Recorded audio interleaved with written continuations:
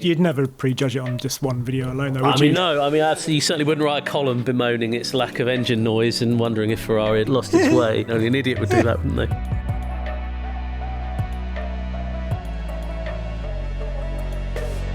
Welcome to another episode of the Evo podcast. Stuart Gallagher, the regular presenter, is still on holiday. A 2-week holiday, which is particularly rare for Stuart. He left the company? Is that what he hasn't told us? He said, I'm on holiday. I'm actually from HR. They work you hard, don't they? But luckily, I'm joined by Henry Catchpole and Dickie Meaden. Hello. And for this episode, we're going to be talking about the Ferrari F80, which Dickie's just back from driving. Yeah. But before we get into that, let's quickly catch up with... You've been driving another V6 turbocharged supercar, haven't you? Yes, yeah. I drove the Praga Bohema. Yeah. Not that long ago, out in the Czech Republic, which was a very interesting car. Actually, not what I expected from a lot of it. I also drove a 1934 Praga as well. Yeah, because they have this huge history that none of us really know much about here in the UK. Yeah, it was kind of sort of a big history and not a big history in some extent, because there were the three Czech car manufacturers at the time, so Tatra, Skoda, and Praga, and then essentially they were all doing these weird and wonderful things. This Super Piccolo, which is a 1934 car, it was kind of the road racer of the day. So it had a full Perspex sort of roof, really? Magnesium blocks to the engine, magnesium gearbox, magnesium block to the engine. Wow. Weighed like 700 kilos tops, I think. What did it have, like 20, 25 horsepower? 35 horsepower. 3-speed pudding stirrer gearbox, kind of sort of 4 pedals, because it had the starter over on the right. Oh, yeah, because it got the starter on the right, so it was a pedal. And it was a boiling hot day. I drove it as well, so you're just driving around this greenhouse, basically, with this Perspex. But it was a cool... terrifying to drive. A huge, the headlights and this enormous great horn in the front, all made by Bosch.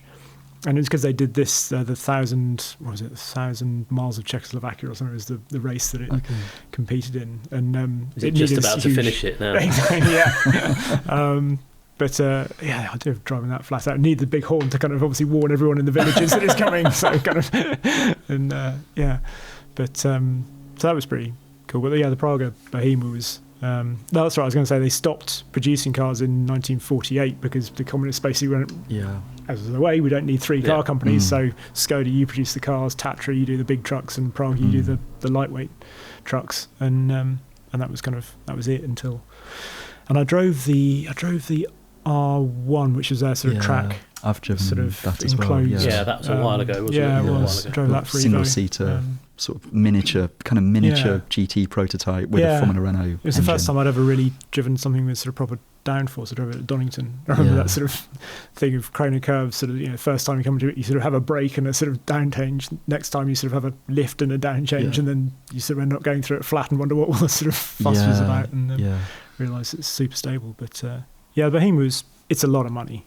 Yeah. Well, it's a super ambitious thing, isn't it? Just to come with obviously a very storied name, but no kind of pedigree at that kind of level. Yeah, because they produce go-karts as well, don't they? So I think George Russell won a championship in a Praga go-kart. Yeah. I know they're one of the bigger kart manufacturers. Yeah. But there was all sorts of detail on it that I really wasn't expecting from like a small supercar manufacturer. You're like, if you just like wound up a GTR engine and created put the R1 in the photocopier and press sort of plus 20% or whatever.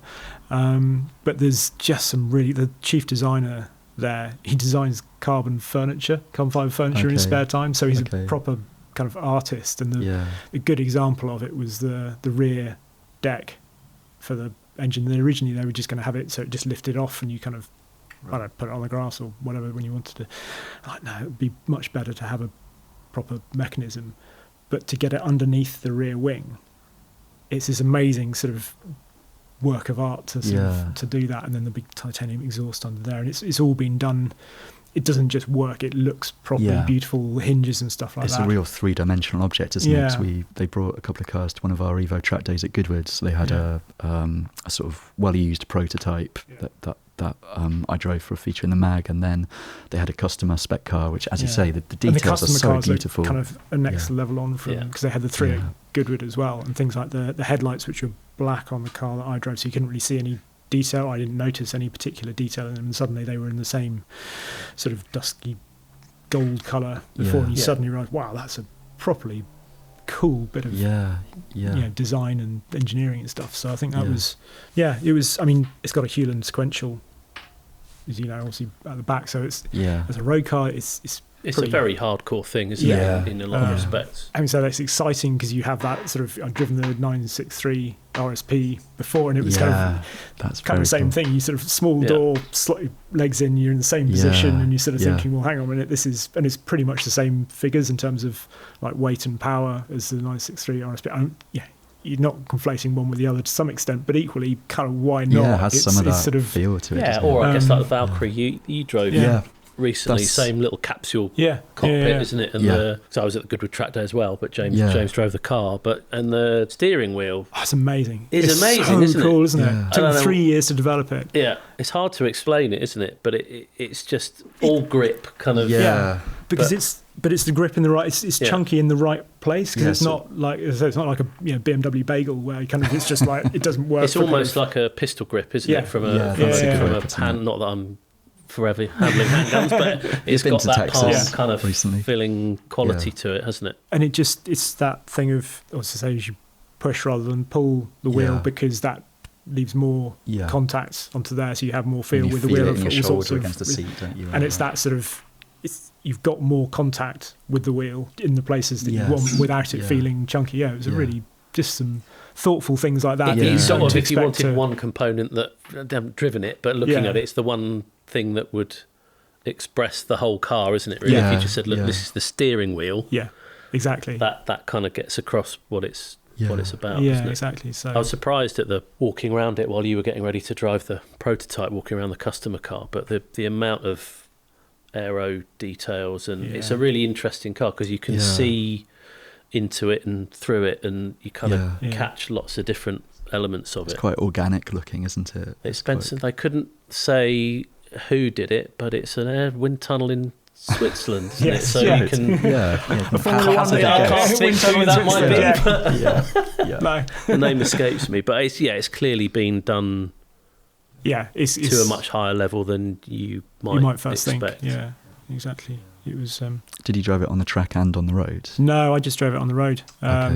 Which was, and seemingly as well, they didn't actually change it that much between track and road. It's like, no, literally one about 3 clicks on the rebound, and that's basically it. The one at Goodwood was on one setting, and we just ventured out the gates for a bit of an explore on the roads. It's got that sort of outlawish feel, like, should I really be driving this? Definitely. Is this really allowed? But on the track, it was quite something, because you do feel the downforce at Goodwood. It's quick enough to have that working. Yeah, it's like it sort of paints itself into the roads, and there's some pretty quick stuff on the track day, and I couldn't work out why everyone was going so slowly. I have leveled up my skills. I thought I'd missed a yellow flag or something, and then I realised, no, this thing is just so quick. So it was quite a brief go. I'd love to have another go in it with a bit longer in the car, but it's a very, what's the word? It's a very sort of unique flavour, isn't it? You have to be very into that type of thing, but a really impressive. But it does combine. It's like a big league thing. Is it? Often you'll get a high downforce car with a not particularly potent engine, or a potent engine but no downforce. So you don't. But that is one of the few cars that really. Offers both of those. We should mention, for people who aren't familiar with the car, that it uses a Nissan GTR engine, but tuned by Litchfield, I think about 700 horsepower. I can't remember the figure off the top of my head. So it's got plenty of go, but it is more about braking and cornering than it is about straight lines. Interestingly, they were going to, Jan, who's sort of behind a lot of the car, he was saying that they had originally talked to various German manufacturers about what engine they might use in it, and the other front runner was the Audi V10, naturally aspirated V10, and it was designed around being able to fit that in there, and they didn't go with it for sort of kind of practical reasons, to the extent that Audi wasn't going to give them the support that Nissan was, and that engine, there's a reason that we've said goodbye to it. It wasn't going to get through emissions in the same way that the GTR engine can, because it's turbocharged. But I mean, it would have been. It did make me sit there thinking, that sound, with the racing gearbox and with everything exactly, else, the racing gearbox, that natural aspirated V10, Would have been quite cool. But yeah, it was a cool thing. It was one of those ones where I went into it really not sure sort of what it was going to be and whether it would stack up. Certainly for the it's a lot of money. It's 1.2 million. But I think the beauty and the details and the artistry and a lot of the stuff where I really hadn't expected to see it, and stuff like the steering wheel sort of shows that it's not just the depth of engineering in it is some really real thought that's in it, and stuff that you're not going to find in other stuff, which is pretty cool. So but yeah, Dickie, you've been driving another V6 high downforce, high output for quite a lot of money as well. Yes, 3 million plus. 3 times 3 Pragas worth. So 3 Pragas, pretty much actually. 10 Temerarios or 3 Pragas. That's a unit of measurement, isn't it? Like an area the size of Wales. I think those special series Ferraris, I was fortunate enough to do the LaFerrari launch, and I've driven all of the others back to it HGTO over the years, but they always seem to be a moment in time. I guess because they arrive every 10 years or so. I think you tend to appreciate them more not in hindsight, but once you've had a chance to see where they fit in and what everyone else kind of is the context of doing, they always seem to sit just that bit above everything else. But I don't think there's ever been one that's everyone's been quite so unsure about as the F80. Obviously it's got a huge reputation to live up to, and there was some early video footage, wasn't there, from the Ferrari World Finals at Imola last year. The car's sort of first public debut, wasn't it? Horrendous weather, and but it just made... You'd never prejudge it on just one video alone, though, would you? You certainly wouldn't write a column bemoaning its lack of engine noise and wondering if Ferrari had lost its way. I mean, only an idiot would do that, wouldn't they? But I think... Well, we published it. So. Can I step away at this point? I think, as a consequence, I was kind of coming to the car thing. It's absolutely packed with tech and genuine connection with their Le Mans program. Because the two cars were developed almost in parallel. They were started at the same time, and they went through, so they kind of had a clean sheet of paper for both. Basically, I don't think they were dead set on the V6 necessarily being the engine for the Le Mans car 499P, but it just happened that the packaging and the power they could get out of it and the efficiency that they could get, and because of the packaging, the aero that they could create around the car meant that it was suited to the 499P, and then a lot of that with the hybrid elements as well just naturally fell into place for the F80, I think. Just before going further, it just made me think, do you think it's getting harder to, I don't think any of us would ever prejudge a car, but it's sort of when you see the spec sheet or the sort of the first images and stuff of a new hypercar, supercar these days, I find it's much harder to actually have almost any idea what it's going to be like, and kind of get an idea of how what the character is going to be. I think we're a bit numb to a lot of it, aren't we? We're so used to cars with, like a series production supercar, like a Revuelto or something, is 1,000 horsepower, when it used to be some nutty Hyper Lemon R Japanese tuned Supra or something, or the Veyron. And that was right up there, wasn't it? This amazing, fully homologated, super reliable 1,000 horsepower car. And now that's just like the point of entry almost. And front e-axle this, and high it's kind of harder to sort of imagine what it's going to be like, because there's so many ways it could drive that you don't really you can't look at it and go, it's rear wheel drive, and it's you've got the engine there, and it's so therefore physics say it will drive something, and it weighs this much, it'll be something like that to drive. And now you look at it and you go, well, the weight kind of doesn't mean, because they can disguise that so easily, and the power can be delivered in so many different ways, and it can talk about, so you're like, I don't know how that's going to drive. That's what I suppose that's what I'm getting at. I think that the F80 was a big surprise across the board, really. I think it doesn't, the first sort of images of it looked a bit slab-sided and slightly awkward somehow. I don't know. It didn't have the kind of shock value of an Enzo, or the beauty of a 288 GTO or the lines of a LaFerrari or whatever. It was just quite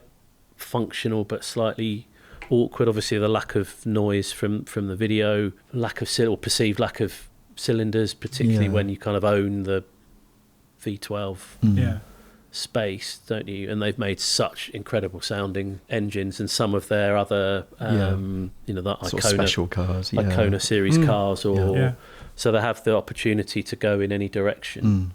And I had this conversation with one of the Lamborghini engineers on the Temerario launch, actually. It's having Ferrari's heritage and their connection with Formula One. It's like the engine that drives their brand in a lot of regards, and that's great all the time that Formula One tech is really exciting and engaging and sounds crazy, but as soon as it goes in a laboratory direction that it has, they kind of have to follow that, don't they? Because with their special series cars, they always seem to follow or be heavily influenced by the motorsport trends of the day. And if you've invested all this money in kind of, and it would be bizarre, wouldn't it, if they're Formula One and Le Mans, and then we'll put a V12 in that.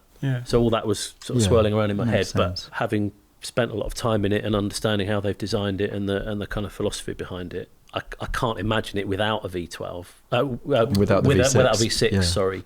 I think it would be a far lesser car, because it's everything is designed around everything else. The whole car is this kind of holistic. That's interesting, because so unlike the Praga, where we all go, what would it be like with that, and you can imagine it with something else. This is sort of that's really, I came really to love. I think because the V6 is in the 296. You just wish it just was a little bit more expressive in its voice. It's got quite a nice power delivery, but it just needs to sing a little bit, and it never quite does. But it doesn't make the turbo-y kind of noises either. But the F80's got much. And admittedly, some of it is sort of piped into the car, and the noise is created really, but it sounds really good, and it's got bits of McLaren P1, that kind of you can hear the air coming in and being squeezed and then being released, and it's an interesting noise, and the way it just drives so well. Like we had a first day was at Misano, which is interesting in itself because it's the first car of that level that they haven't launched. Why didn't they launch it? Because Fiorano's not big enough. Outgrown really. Their own backyard. I think they wanted to demonstrate its like the bookends of its dynamics. So Fiorano's got some of the tighter corners where you could feel how the car works, and we'll come on to that in a bit. But it hasn't really got the high speed corners where you can feel the downforce. And there's one, if any of you like MotoGP or superbikes, then you'll be familiar with Misano, but it's got an odd track because the direction was reversed. So instead of opening out, all the corners tend to tighten right up on you, but that means a lot of the braking areas you're barreling into the corner, so you're really cornering and you're really trail braking, which demonstrates the strengths of the car brilliantly, because it will pull well over a G of braking and lateral at the same time. So you've got on the GG plot, it's all the way diagonally in. It's an amazing feeling. It takes a real kind of it's like a different level from just going through a high speed corner using the downforce, because you're doing these two conflicting your brain's trying to come out the corner of your eye instead of your ear or your mouth kind of thing. It's just this freakish kind of, it's like it's hooked on by some sort of wire or something that it can just lean on it as it comes into the corner, and then you've got all the traction on the way out. But there's a particular kink which just so happens that it's about 250 kilometres an hour, which is where Ferrari quote their peak downforce for the car. So it's the perfect corner to illustrate that. You're driving into it and you're feeling it work. So you've got, and the straight is reasonably long, so you get up to a decent speed. So it's actually a much better. Yeah, makes sense. Not as emotive or evocative as being Fiorano, but the practicalities of it were you got a really good feel for the car. We should recap for anyone watching that the powertrain of the car. So you've got the wide angle V6. Yeah, we've mentioned 120 degree V6, I think, 3 litres, 300 horsepower per litre just from the motor, which the previous podcast, if you listen to that, we were talking about the Temerario and they were celebrating the fact that it had 200 horsepower per litre, and I was thinking, well, it's all right, but it's big, big numbers. And this has E-turbos as well, these electric turbochargers that spin up so quickly. That's like having another hybrid system almost, because it just gives you the big boost at the top end, but instant response lower down, and then you've got the battery assist as well. Because there's also 3 electric motors, one at the back, and then it has 2 at the front for this sort of front E-axle, which can torque vector, and also do you feel that in action when you're on the way out of slow corners? It does like to be driven in a sort of modern race car kind of geometric. V the corner. Get to the minimum speed part of the corner as straight as you can, and then square it up and go out of the corner again. And if you try and drive it in a more classical way, it doesn't do anything nasty, but you sense it's like, oh, come on, just kind of think about how you need to do this.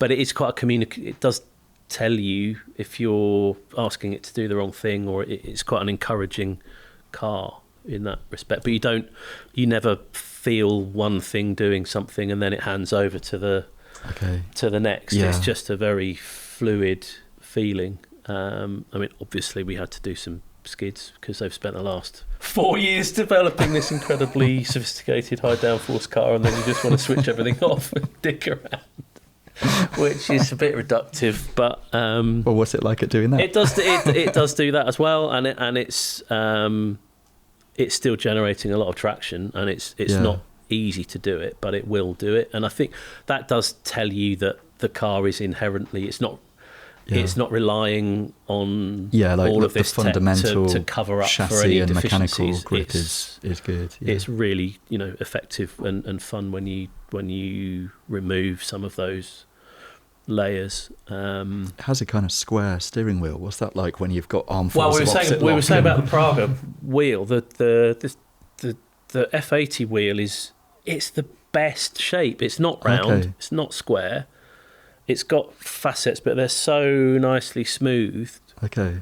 That if you do, normally they feel like you're steering with a Toblerone or something. Yeah, horrible. You grab fresh air when you're trying to, shaking hands with someone's elbow or something. Is it like that? Do you remember? I'm sure you remember the Vanquish one where they went to the sort of kind of square looking one, and that was actually surprisingly really nice to use. And that was because where it deviates from a curve, but this is just next level really, and the rim just sits well in your hand. And I think whenever I look at a sort of squirkly steering wheel, I'm like, it's going to feel awkward. But I think partly that's because you're imagining turning and having to take more and grab another bit of the wheel. But honestly, in the F80, even around some of the tighter corners, you don't. The steering is so good. So that was really nice. The gearbox is just the best. Really, it's so sharp, and you get if you can. It's not necessarily just if you keep your foot pinned and take an upshift, so you actually have it more on the road than the track. But if you get the sort of load right and you do an upshift, it honestly sounds like a rifle shot. You just get this brilliant report and just enough of a shove. Right. So it's pretty much seamless, but you've got just this confirmation that it's in the next gear and away. So it's a really... Considering you're not actually doing very much, all the touch points in the car are very tactile and informative. The cockpit is brilliant as well. It's got this interesting sort of, do they call it a 1+? 1+. So the driver's seat is slightly ahead of the passenger seat. So if you've Praga's the same actually. Yeah. That's right. The elbows. So you're never banging elbows, and you're actually not aware as a passenger, it's nice because you see the driver driving, so you get the instruments, you get the steering wheel, but you're not in their way, and you obviously still get the view through the screen. But when you're the driver, you're not really aware of anyone next to you. You kind of see some legs down there somewhere, but it's so clean and pared back. Like it's not Spartan like an XX, right?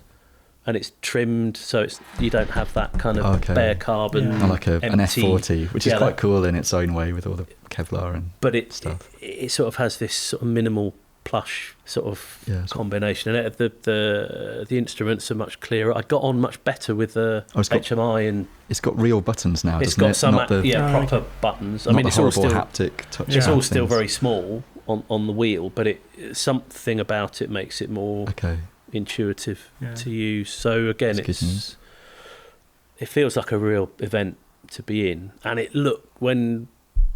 when you walk around the car and you just see it, pit lane, it looks amazing. Yeah, but we also, the following day we drove it on the road, and you see it on the road, and it is absolutely unbelievably good looking. Yeah, I can't wait to see one in real life, because I didn't get a chance to see it. It was at Goodwood Festival of Speed, but didn't get a moment to see it. But Raffaele De Simone, Ferrari's chief test driver, who obviously played such a key role in this car, happened to bump into him, and he said he was so proud of it because it's such a pivotal car for him and Ferrari, and it really I think they all know, like everyone that's involved in it knows that they've done something genuinely really special. I mean, any Ferrari is going to be remembered, isn't it? But these cars are really super special. Yeah. And did you get a passenger ride in it with one of Ferrari's? Yeah. So Francesco Cormand is a colleague of Rafa's. So very, very similar sort of temperament, actually. Right. Just like a cool, laid back. Super quick. Just wants to talk about rally and practices. Well, yeah, but they're so connected to the car and what they've done, and it's really nice to be driven in something that someone's clearly spent so much time in, and they can describe what it's doing and why it's doing it. And you sort of go to any Ferrari event and you're determined not to get seduced by the whole Ferrari thing, but you just end up with lots of emoji love hearts, because it's just it's a special thing, particularly that level of car. But they do things. It's what Ferrari should do as well. I think it's much as you try and remain a hard journalist and be factual. It's like Ferrari should elicit that, particularly those cars, and sort of, and if you don't kind of get that feeling, then it's not doing what it should do. I think it's a car. It's genuinely, and it sounds like it does everyone else a disservice, but I think it's a car that only Ferrari can build. Okay. Especially consider they don't it's not like they go to the usual. Hello, is that Cosworth? Can I have a X cylinder, X thousand RPM engine, please? And they don't go to Dallara for this, or they do all their battery and motor stuff, so that's all coming out of the powertrain facility that you visited. Yes, the new e-factory they call it. So everywhere you look at the car, I think that it shows in how well everything works, because it's not like they're relying on a supplier to develop this, or can you sign this off, or we're waiting for that before we can do this. They're all basically in the same room, and they all know where each other is at with various elements of the car. So I think the process of making it must be so much more straightforward and intuitive, I think, and they've got the continuity of team, so they haven't got this churn of personnel that some of the other supercar manufacturers have. Interestingly, they never refer to it as a hypercar. Okay. They always refer to it as a supercar, because that's how they see that line of cars. And I get it, actually, because I think increasingly, hypercar is a bit of it's kind of a name that covers a multitude of sins, doesn't it? It's like it could mean massively compromised in a lot of aspects, but ridiculously competent here. It's a bit like Resto Mod, isn't it? It's now covering so many different things. Yeah, there's some absolute stinkers, aren't there? And there are some absolutely sublime. And it also implies it's about the numbers as well sometimes, doesn't it? Like a car with really big, massive horsepower or massive top speed for. I think they just see that it's that progression of and that lineage of car, and maybe they just feel that they've elevated the supercar again, another big step forward, and I think when you look back at the previous its predecessors and then the cars that followed, it is very much true that these cars are like a pathfinder for the next generation of car, and what they have will very much influence the direction of the way they drive and look and feel and how they produce their performance. So I think maybe we looked at the Formula One car or the Le Mans car as the halo for their V6 engine, and perhaps because they're not relatable and they're not so relevant to a road context, it's why we haven't really found much to love in it, or we're still a bit sort of reticent about it. But I think this is very much the halo car for that engine, definitely. And if they can bring a bit more of its character and fire and delivery into their road cars, I think we won't be forever saying, oh well, it's not the, I wish it was the 458 Speciale engine or the I think it's time to move on. It's not time to forget the older cars, but I think it's time to embrace what these cars can be when they're done to the highest level. And as a road car, so it sounds pretty mind-blowing on the circuit, but how sort of drivable is it on the road? Does it feel very extreme, or is it quite a tactile car? Both, really. Okay. I mean, it's a happy coincidence, but I ended up had to share the car on the track and on the road. So I was with Jethro Bovingdon, who's obviously... Sorry? Was that... Yeah, I think he used to work at Evo a while ago. He had that pink 911, didn't he? So that was really nice, and we spent the day or half a day in the car. It was interesting that we both sat there chatting, and how you having your experience in the my Valkyrie. Hearing has never recovered from the Valkyrie. The sort of 5-day hazing that you had in the Valkyrie. I think it that kind of backed up Ferrari's. It's a supercar, not hypercar. It was comfortable. It was cool. It was quite refined, but still dramatic. Effing quick. It feels so fast on the road. What was the journey back to the circuit like? Quite intense. We were quite late, and we made up quite a lot of time on the way back. Yeah, I was passengering. So Jethro was the one, and I was the plus, with my eyes covered. But yeah, it's an exciting thing, and it feels special at all times, which I think is important. And again, it's because it's incredibly capable on track, but that's not necessarily its reason for being. The engine's got lots of character, and you sort of appreciate the nuances in how it does what it does a little bit more when you're not just full gas and upshifts and massively hard braking. It's the brakes have some progression, and the throttle the same when you're in those sort of transient points where you're feeling for the front of the car or the rear, or you're just trying to judge your braking. That's where you want it to be absolutely on it, don't you? And it was a very easy car to drive on the road. Again, that gear shift is brilliant. Feels very compliant. Body control is very good, which, because it's got this active You've got the Multimatic. So it's got an evolution of the Puro Sangue. Right, okay. So these threaded kind of powered dampers. They could have had it leaning into the corner, like a skier. But I think they obviously tried it with one of their development cars just to see, and it's like it wasn't right. But again, they've just got enough on the track and on the road. It's not pancake flat. It just because that could feel a bit spooky. It's all. I think I remember talking to someone about a sort of high-end sim, like motorsport department sim, and it's all about particularly the ones that aren't full motion sims. It's just about a cue, like a mental kind of cue when you change direction. So it's a fractional movement, but then your brain fills in the gaps. And I think that's kind of what they've managed to do with the F80. So you get just enough sense of load, but then it's not transferred fully into the car. So it remains very flat, but it talks to you, same under braking, particularly on the track.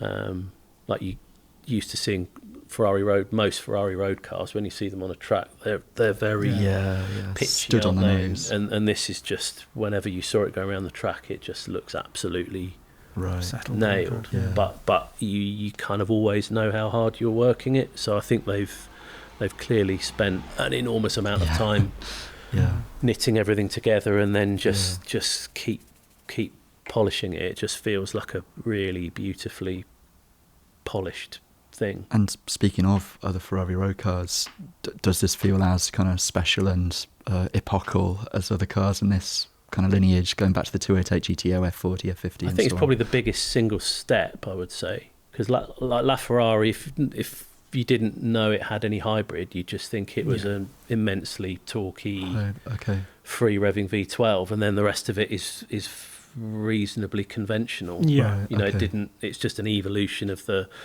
Enzo engine and gearbox, and it doesn't look particularly like a step on. I guess probably F40. I think Enzo, just from the drama of the way it looked, but I think F40 was probably, in its time, that was like, holy shit, what's this? And it's still such a kind of halo car even now, isn't it? So I think absolutely. I think just as a thing to judge now, without seeing what trickles down from what they've learned, I think it's a very important car. But I think we'll come to appreciate just how important it is, in the next, across the next 10 years until they do the F90 or whatever it's going to be called. But no, feel very, very lucky to have driven it, and quite happy to cut a large slice of humble pie after my pre-judging column, just to say that they've absolutely nailed it. I would say I can't think of a more contemporary feeling supercar, hypercar, and the way it uses that technology is so just so intuitive and rewarding to dig into. So no, loved it. Absolutely loved it. It's nice when it works out that way, isn't it? Humble pie never tasted so good. Well, that feels like a good place to wrap this episode up. So thank you, Dickie. No worries. Thank you, Henry. James. And thank you all for watching, and we'll be with you again soon. Thank you.